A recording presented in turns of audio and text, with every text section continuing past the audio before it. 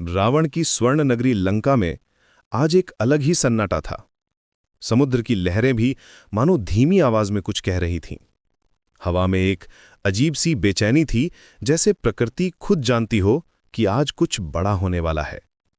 अशोक वाटिका में माता सीता अपने दुखों में डूबी हुई थीं और उधर हनुमान जी का हृदय क्रोध से भर रहा था।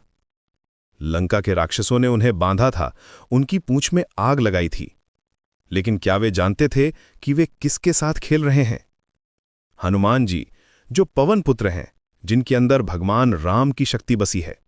आज लंका को पता चलने वाला था कि राम भक्त की शक्ति क्या होती है। जब राक्षसों ने हनुमान जी की पूंछ में आग लगाई तो उन्होंने सोचा था कि वे एक बंदर को सजा दे रहे हैं, लेकिन हनुमान जी मुस्कुराए। उनकी आंखों में एक अलग ही चमक थी। वे जानते थे कि ये आग उनका कुछ नहीं बिगाड़ सकती। उन्होंने अपना रूप बढ़ाया, रस्सियों को तोड़ा और एक पल में ही राक्षसों के बीच से निकल गए। अब वे लंका की छतों पर कूद रहे थे, एक इमारत से दूसरी इमारत पर। उनकी पूंछ में जलती हुई आग लंका के हर कोने को छू रही थी। सोने से बने महल, हीरे जवाहरात से सजी इमारतें, सब कुछ इस पवित्र अग्नि के सामने धूल बन रहा था।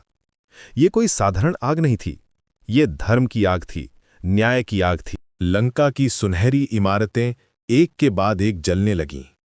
हनुमान जी की गर्जना से पूरा शहर कांप रहा था।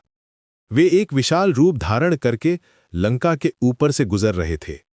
उनकी पूंछ की आग ने रावण के महल की दीवारों को छुआ और वे भी जलने लगीं। राक्षस भागे जा रहे थे, चीख रहे थे, लेकिन ये आग केवल अधर्म को जला रही थी। माता सीता जहां बैठी थीं, वहां आग का एक कण भी नहीं पहुंचा।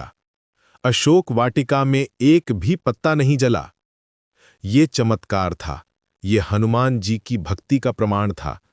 आग जानती थी कि किसे जलाना है और किसे बचाना है।